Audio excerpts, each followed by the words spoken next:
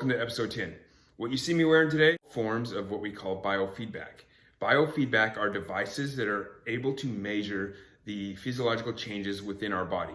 This is a home EEG, it's a Muse2. It measures the different brain waves. You got your alpha waves, your beta waves, your delta waves, your theta waves, and your gamma waves. And depending on what our body's going through, the levels of stress, headaches, and things like that, there'll be different brain waves. This is a common thermometer. It measures your temperature that everyone has. This is a pulse oximeter. It measures your blood oxygen level, that you're getting enough oxygen in the blood. Everyone's seen this. This is a blood pressure cuff. And this watch, it's a Garmin watch. It can measure your heart rate.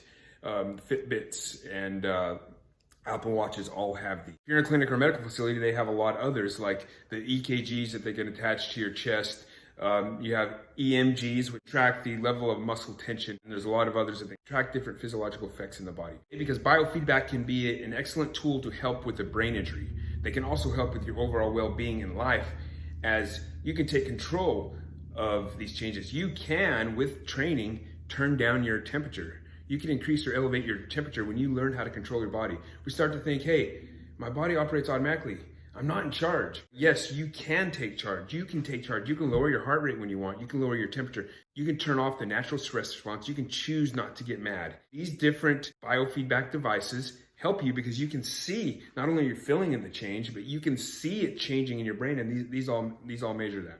I went through clinics and therapy for my brain injury. Biofeedback was ever used, and I think it's a great tool because they do explain how to lower your heart rate, breathing, and techniques like that, but you can't really grasp it or buy into it or become a believer in it because the effects are long-term. Some you can feel immediately, but it takes a while to really see the effectiveness.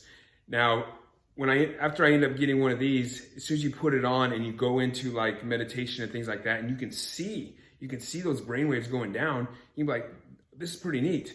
It's like I have a superpower. I can control what's happening in my body. I'm now in control. But the most simplest that I think almost everyone watching this do is controlling the heart. The heart rate monitor, that is really easy to use as a biofeedback. And why this is so important, within your body, you have the vagus nerve. It travels down from the head down into the gut. That's the quick head to gut connection.